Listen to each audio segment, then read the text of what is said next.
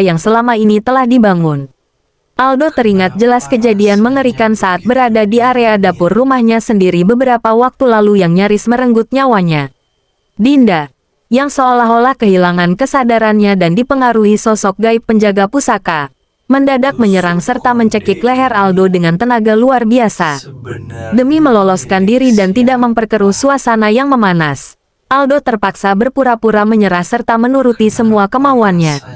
Namun di balik itu, Aldo tetap membulatkan tekad bersama bapak dan temannya untuk segera mengembalikan tusuk konde keramat itu kembali ke rumah tua. Lokasi terbengkalai itu merupakan tempat awal di mana benda berhantu tersebut pertama kali ditemukan. Keesokan paginya, suasana di dalam rumah terasa sangat canggung dan diselimuti oleh aura keanehan yang cukup membingungkan. Dinda bersikap seolah-olah tidak pernah terjadi peristiwa mengerikan apapun pada malam sebelumnya dan menyapa Aldo dengan wajah santai. Saat Aldo mencoba memancing ingatan istrinya mengenai insiden pencekikan di dapur, Dinda justru merasa heran dan menganggap suaminya mengada-ada. Ketika Dinda berpamitan untuk pergi berbelanja ke pasar seorang diri tanpa mau diantar, Aldo langsung merasakan ketidakwajaran yang amat besar. Reaksi Dinda yang mendadak berubah mandiri memicu kembali rasa curiga yang mendalam di benak Aldo. Kecurigaan Aldo makin memuncak karena jam dinding di ruang tengah rumah mereka baru menunjukkan pukul 5 subuh. Dinda, yang biasanya sangat malas bangun pagi dan enggan bepergian sendiri, tiba-tiba bersikeras ingin pergi tanpa diantar menggunakan sepeda motor. Tatapan matanya yang terasa datar, dingin, serta wajahnya yang pucat membuat Aldo yakin bahwa kepergian istrinya hanyalah alasan palsu. Ada sesuatu yang sedang disembunyikan oleh Dinda dari pandangan semua orang di rumah pagi itu. Aldo merasa takut jika Dinda berniat melakukan tindakan nekat yang berkaitan erat dengan keberadaan benda pusaka keramat yang baru saja dibuang kemarin. Perasaan curiga Aldo akhirnya terbukti benar karena Dinda ternyata tidak mengarahkan kendaraannya menuju ke pasar tradisional. Dinda justru memutar arah dan menghentikan sepeda motornya tepat di kawasan rumah tua tempat pengembalian tusuk konde keramat tersebut. Dalam benak Dinda yang masih terpengaruh oleh godaan mistis, keputusan orang-orang di rumah untuk membuang pusaka adalah hal bodoh.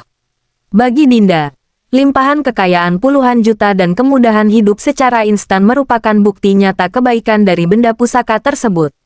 Ambisi gelap untuk menguasai kembali harta kekayaan membuat pikiran Dinda benar-benar tertutup dari rasa takut akan bahaya. Tanpa memikirkan risiko gaib yang mengintai keselamatan keluarganya, Dinda nekat mencari keberadaan tusuk konde di antara semak belukar. Setelah menyusuri sudut bangunan tua, jemarinya akhirnya berhasil menyentuh kembali permukaan dingin benda pusaka yang sangat berharga bagi dirinya. Rasa puas dan lega luar biasa membuncah di dalam dada Dinda ketika benda mistis itu berhasil ditemukan kembali. Dinda bertekad untuk menyembunyikan tusuk konde tersebut di tempat paling aman yang tidak diketahui oleh siapapun.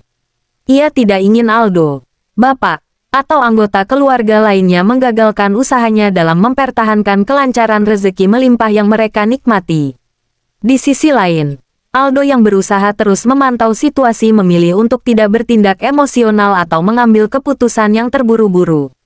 Ia menyadari bahwa membalas dengan kekerasan atau menuding Dinda kerasukan hanya akan membahayakan keselamatan istrinya sendiri serta membuat Bisma trauma.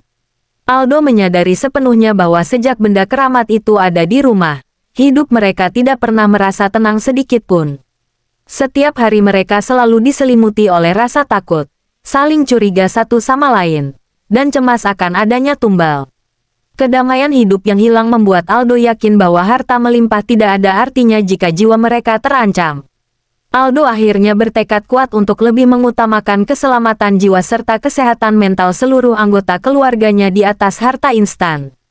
Ia merencanakan untuk berdiskusi dengan Bapak guna mengadakan doa bersama secara tenang di rumah demi mengusir pengaruh buruk. Aldo menolak keras menggunakan jasa dukun atau melakukan ritual aneh yang justru bisa menambah masalah baru dalam hidup mereka. Bagi Aldo, hidup dalam kesederhanaan jauh lebih berharga asalkan seluruh anggota keluarga bisa tidur nyenyak tanpa bayang-bayang ketakutan. Ia ingin Bisma tumbuh dalam lingkungan yang aman dan harmonis tanpa harus menyaksikan kejanggalan mistis setiap harinya. Langkah awal yang dilakukan Aldo adalah mengamankan Bisma agar tidur bersama kakeknya untuk sementara waktu demi menjaga keselamatannya.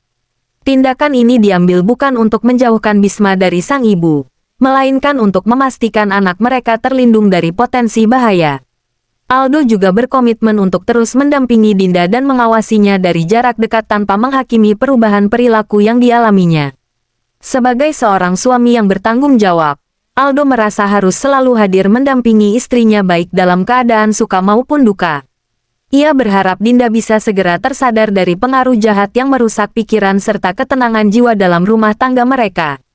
Misteri mengenai nasib keluarga kecil Aldo kini berada di persimpangan jalan yang sangat menentukan masa depan mereka berdua.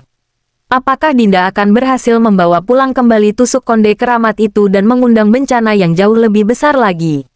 Ataukah kesabaran serta tekad bulat Aldo bersama Bapak mampu menyadarkan Dinda tepat waktu sebelum semuanya terlambat? Konflik antara ambisi kekayaan instan dan keselamatan keluarga menjadi ujian terberat yang harus mereka hadapi bersama saat ini. Harapan untuk kembali hidup normal kini bergantung pada keberanian Aldo dalam memutus rantaian teror mistis yang terus mengintai kehidupan mereka.